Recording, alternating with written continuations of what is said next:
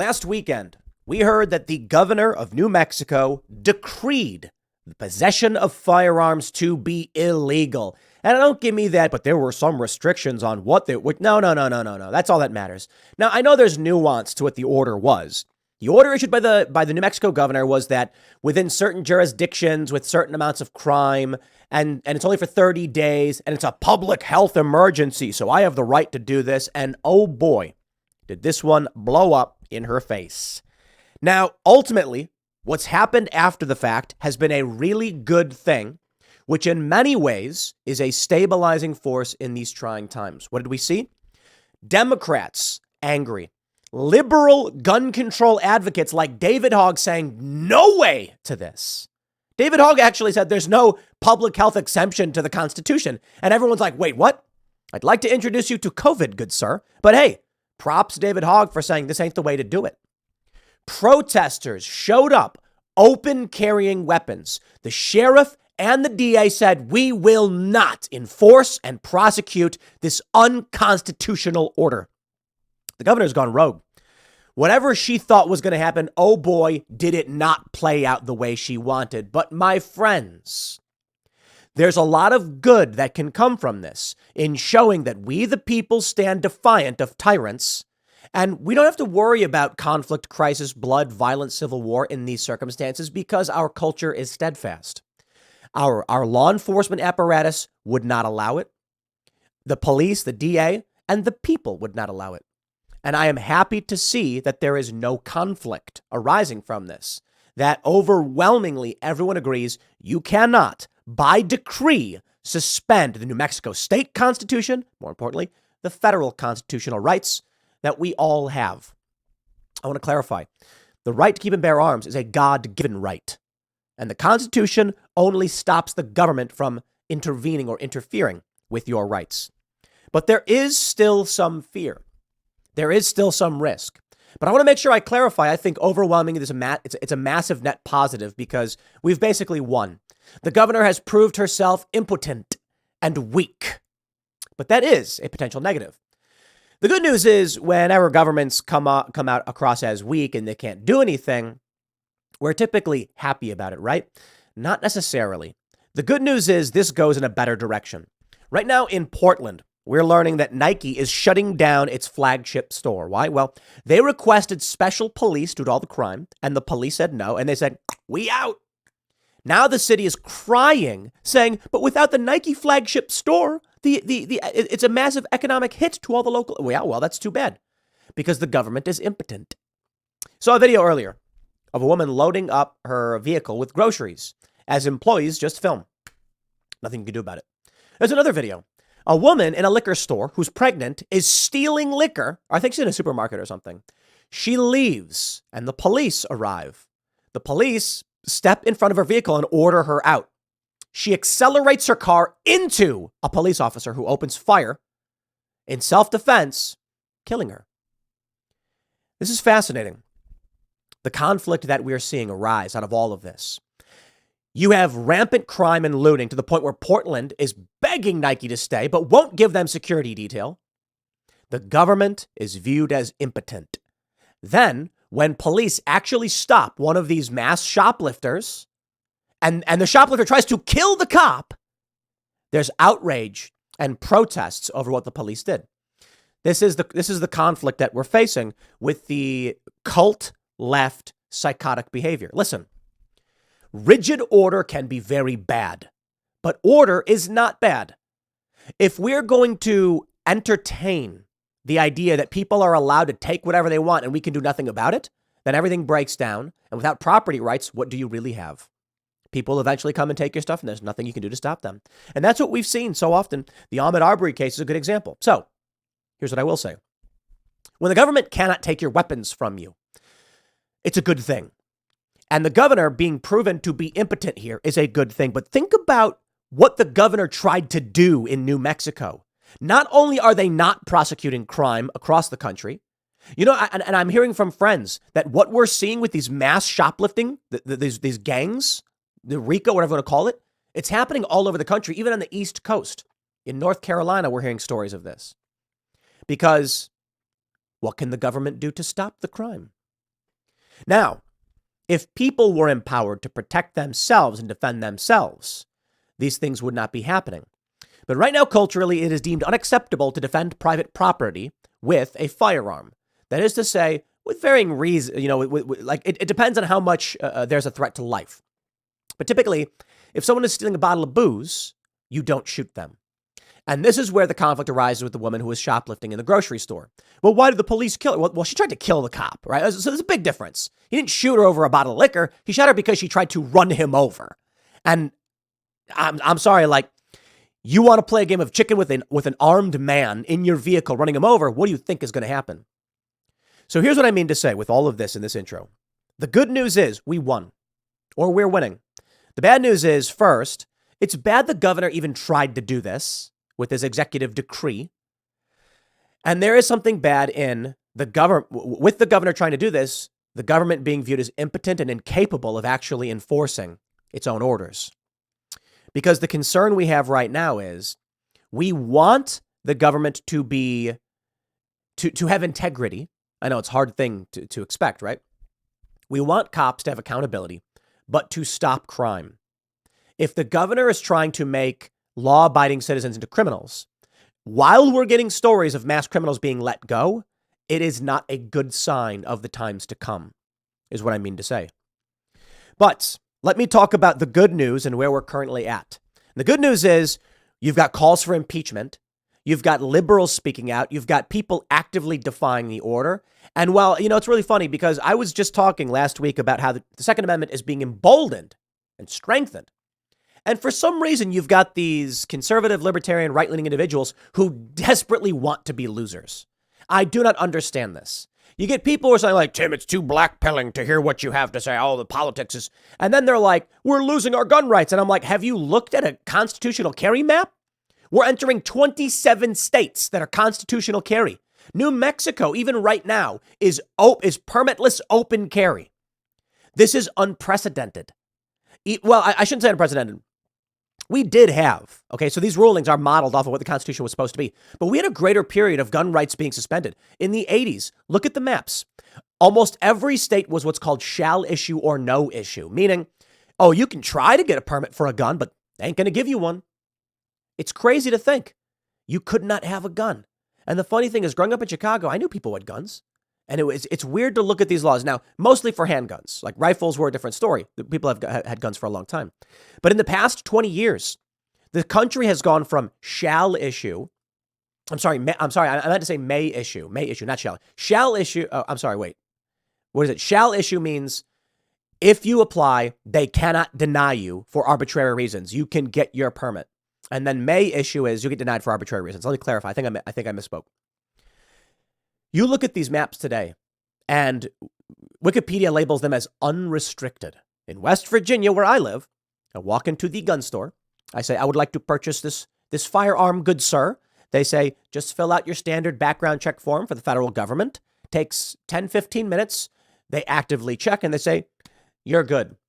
And then eventually, they're tracking you. Don't get me wrong. And a lot of people don't like this. But there are things you can do for more of a, if you get a concealed carry permit, then you don't have to go through the federal background check over and over again, because the concealed carry permit is a very extensive background check, and they track that to a certain degree. But my point is this: you've got people on Friday saying, "Ha, Tim's eating his word, saying the Second Amendment was winning, blah blah blah," and I'm like, it is. We get one tyrant trying to ban guns, and look what happens: victory. Or at the very least, we're basically looking at victory. We are standing up for our rights and pushing back, and we are winning across the board. The reason for things like this, the reason the governor does this, I think Democrats are desperately trying to provoke a violent reaction from the right, from libertarians and post-liberals, because they need a media narrative entering 2024. It's why J6ers are getting raided at their homes with rifles pointed at their faces and their wives. There was a video of a guy getting arrested, and they're pointing rifles at his family because they want a violent reaction. Don't give it to them. Anybody who is calling for violence or escalation is a Fed. Fed. Just like everybody was saying this about Ray Epps. Fed, because he was telling people to storm the Capitol. No. None of that. And it's remarkable to me that there are people who still don't get it, but we are looking at victory. You look at the rise of the parallel economy.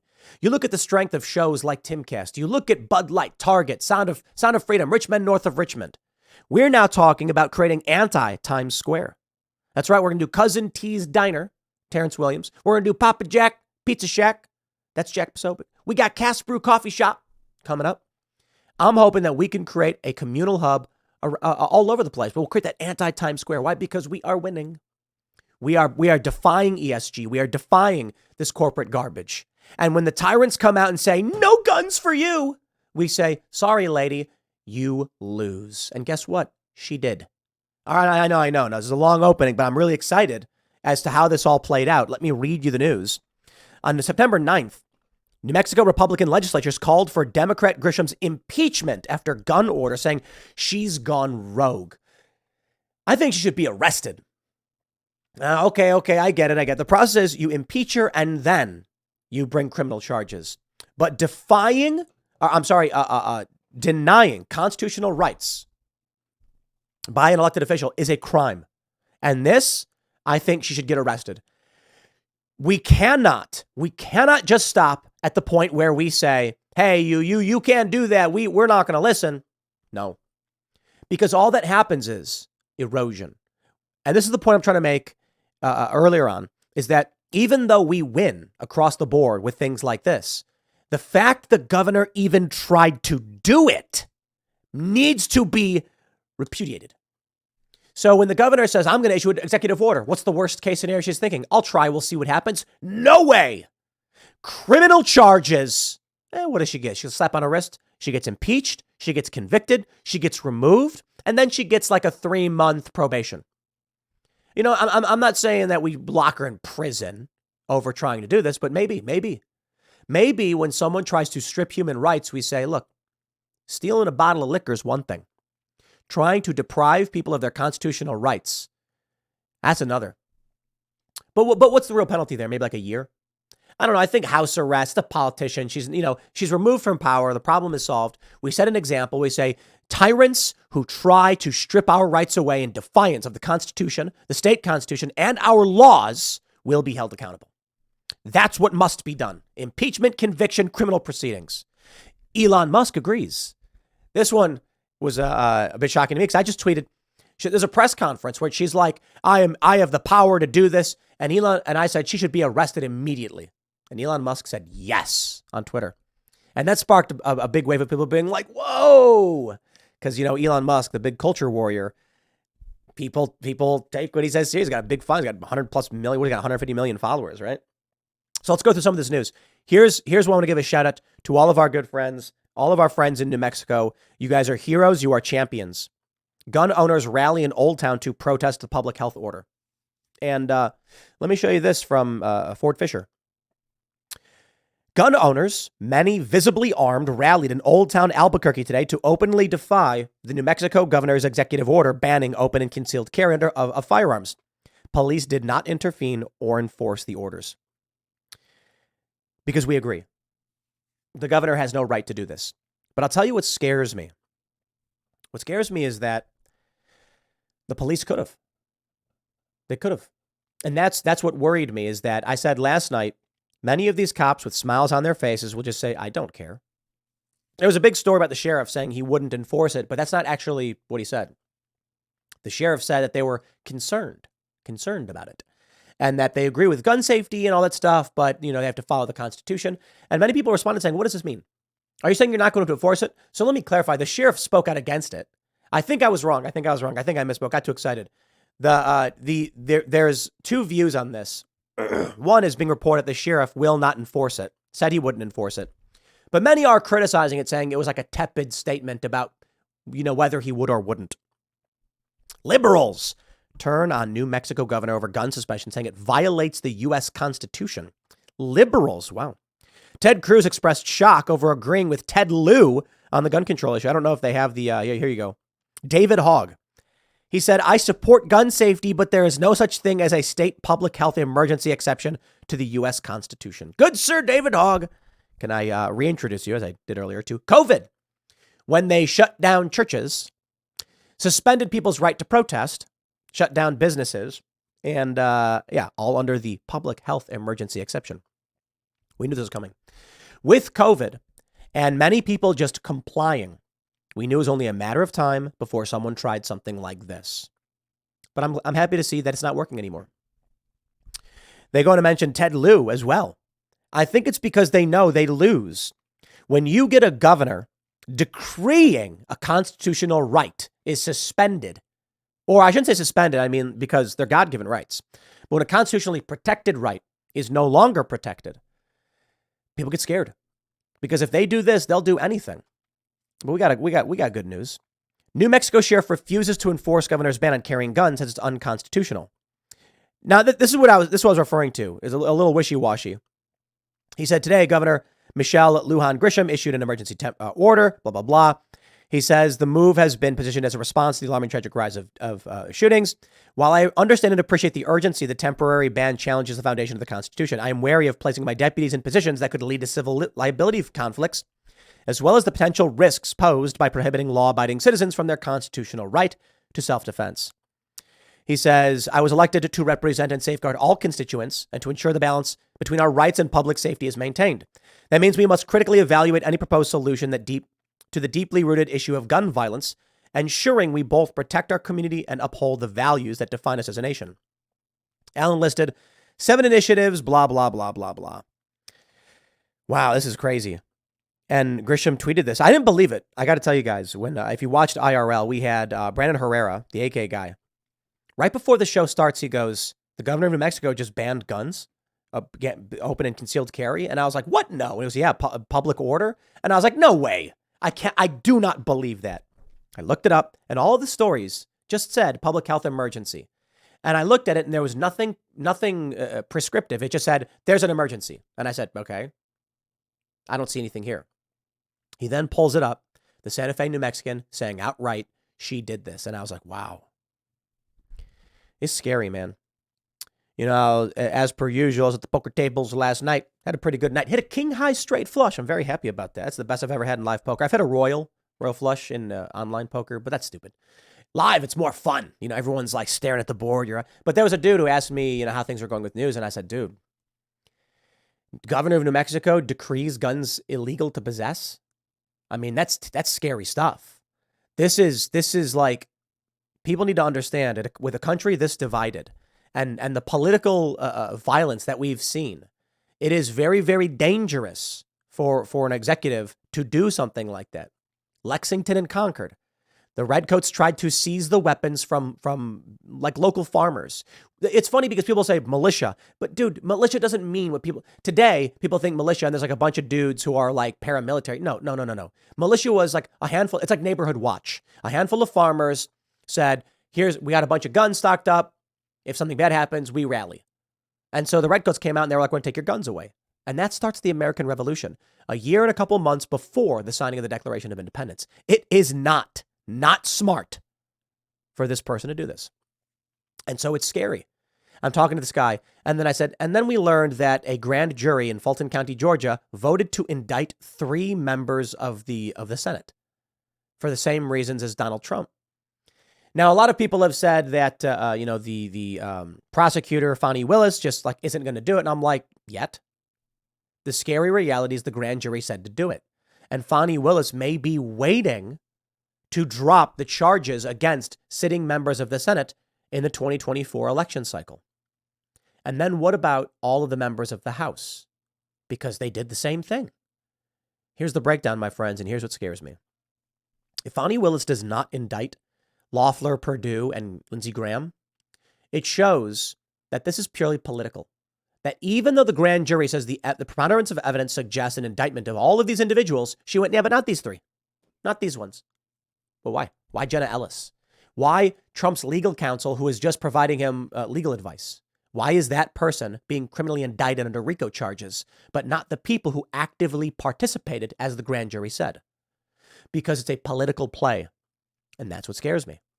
And I'm just like, dude, telling this guy, I'm like, he was telling me, he's like, I don't really pay attention to that stuff. I'm like, yeah, it's getting crazier than I ever thought possible. And that's the scary reality of where we're at.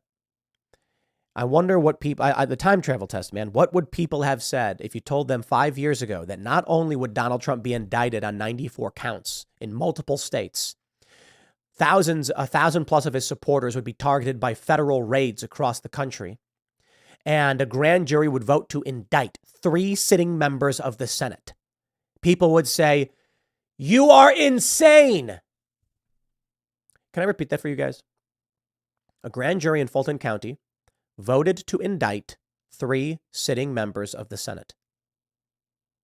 Take for it what you will. It ain't a pretty thought, because we're either dealing with an incompetent government that is grasping for more and more power, regardless of what they're allowed to, open defiance of the government from the positive to the negative. I want to say, I think we're going to win, but the night is always darkest before the dawn. And that means, if we're looking at the 4th turning Strauss-Howe generational theory, the darkness has not come yet. But I do not like the people who say that it's a black pill. No, black pill would be me saying the darkness will come and we will never overcome. Of course not. There's always darkness. Your life is beset by challenges. You were never to be granted an easy walk through life. In fact, for all of us, millennials, we grew up in a golden age. Golden age where we ignored the conflict around us. We ate delicious pizza from Brothers or Bocce's. I lived in Chicago, grew up in Chicago and lived in New York. So those are the pizza places I'm familiar with. Giordano's. Brothers is the big one in New York. And for $1, for $1, you get that big old slice in New York City. Or Bocce's is Chicago. I don't know if they're still around. I haven't been there in a long time, 10 years. But $5, you get this big slice of pizza, bigger than your head. We grew up in the glory days. Crime was going down, cell phones, the internet, video games, leisures and pleasures. I see all these videos of childless women on boats being like, I travel the world and I have not a care. It's like, yeah, because there's no more predators, because there's no more threats. We just bask in the glory of what our parents had built for us. But like all good dreams, they come to an end when you wake up. And it was never going to be this way. The world's natural state is competition and conflict. You take a look at animals in nature. It's unfair. It's brutal. But those that are most brutal get rewarded when the ambush predator leaps out and just rips to shreds the deer. And the deer is still alive, struggling to get away while it's being eaten. It's horrifying. I saw this post. I think it was on Reddit, and it was basically saying this, that in fact the most brutal are often rewarded, and a lot of people wish it were not true, but it is. It was a video of, I think it was like a wildebeest or something being eaten by hyena, and it was being eaten alive. It was trying to get up and get away while it was being disemboweled. That's the reality of nature. But we have built and enshrined this barrier around human life so that we can enjoy life's pleasures and avoid its ills. And unfortunately, that's fleeting. So what I mean to say is, for only so long, you can revel in the accomplishments and luxuries of your ancestors, of those who came before you. And eventually, when you forget what made the country and the world safe and fun, those things begin to break down and people ask questions. Why do we have these rules that encumber me? I want them gone. Well, those rules helped keep you alive and helped make your children safe. And now as things start to break down, the night becomes dark. But it comes and goes in waves. And just because things are getting bad doesn't mean we will not overcome and find the beauty once more. So it's not a black pill, my friends. It is simply your duty. It is simply the nature of reality that when you forego your civic responsibilities for too long, you get conflict. And so as we step into this brave new world, I need only say that it's going to get better than it's ever been. As technology improves, everything's just so much better with air conditioning, with clean running water, with just, the ubiquity of communications and the advancement of video games and AI. They bring a lot of great things. Neuralink. We don't have to always focus on the negative. Neuralink means that the deaf can hear, the lame can walk, the dumb can speak, the blind can see. It's awesome. But it also means there are negatives we have to avoid. And we're going to have to deal with those negatives. When the night gets dark, we'll have to fend off the predators, but the day will come. There are seasons. It's amazing how everything works, isn't it? Come winter, it's the darkness. It's barely light out. It's always dark. These are the northern hemisphere tropes that we've created. But in this period of darkness, it's scary. Food is hard to come by. Animals lurk desperate, and we are struggling to make it through the winter. Our food stores deplete. We hunt, but animals become desperate. Now we're fighting off more predators. But then, through all of that conflict, spring does arrive. And now there is fruit as far as the eye can see. Well, not necessarily in spring, a little bit. But come the beginning of summer, we start to see fruits and berries. And then to fall, all the sweet, delicious food that you can eat as far as the eye can see. I mean, you're not going to live off the pawpaw out here, or the frost grapes, or the wine berries, and the wild blackberries. But it's a lot. And you got spring chickens, and that's what we need to look forward to. So suffice it to say, looking at all of this, I see that winter is coming. That's the way I put it. Whether it's civil war, civil strife, whatever, World War III, I think it's fair to say to anybody who's paying attention, things are getting scary. But it doesn't mean the world ends. It doesn't mean the apocalypse. It just means that conflict happens. And what would the world be without competition and conflict? So I'm happy to see this. I'm happy to see the victories. Even David Hogg coming out. I'm happy to see that the government is proving itself impotent in so many ways. But I think for all of you, understand that things may get worse in a lot of ways. But getting worse is relative. Well, I'll put it this way. As I often say, you have a poor person today has better dental care than Rockefeller did. Just because things get worse doesn't mean they're bad. And if you've never experienced true hardship, you may think things are bad. But I always think about it like this. I had this realization when I was a lot younger. So much is given to us. The roads we walk on, the water we drink, man, the safety we all take for granted. And I just thought to myself, I'll put it this way, if you are buck naked in the middle of the woods, that's zero. That's baseline. From there, you must build to survive. If you're buck naked in the middle of the woods and you're holding a pointy stick, you are +1. You actually have a tool. You have a resource. Now you're in the middle of the woods. You have clothes. You have a backpack. You have 2 pointy sticks. You're actually doing fairly well. But you are still struggling. You are still trying to run on that treadmill to get ahead. Today, we have so much more than this. Wild animals fear our cities. Police are everywhere. And while things do get bad, you don't live in the wilderness. That doesn't mean that we don't lament the loss of what our ancestors built for us. It just means keep it relative. Truly bad? No, people don't understand truly bad. Talk to Michael Malice. You know, he wrote the book The White Pill, released recently. He was telling me, you know, people truly don't understand how bad it could get. They don't. And they'll say like, oh, communism is bad. They do not get it. They don't get how bad it really, really can be. People don't understand what civil war is. They don't know. They think and this is laughable. They think it's 2 factions signing decrees and saying, well, I hereby declare. No, there was a post, I think it was Martyr Made, was tweeting about it. And he was saying something like, civil war is going to sleep and waking up to hear the news that your best friend was shot in the head last night. And I'll add to it. Civil war is you going to bed and not waking up because either a roving band of raiders or special operations decided to excise you from the area to gain control of it for some reason. I'm not saying you're a combatant at all. Civil war is an armed faction knowing that this neighborhood is either loyalist or rebels and saying this house is needed as a base of operations and there's no conflict in your neighborhood. You only hear about everything on the news, but then one day you go to bed, you wake up and your family's tied up and they're using your house.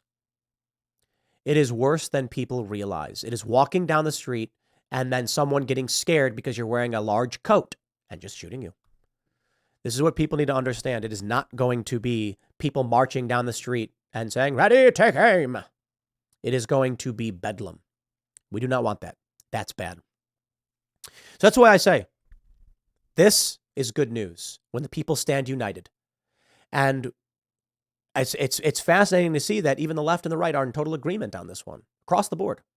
If we can get more of this, I think we'll be okay. We'll see how things play out in 2024, though. I am worried. Next segment's coming up at 1 p.m. on this channel. Thanks for hanging out, and I'll see you all then.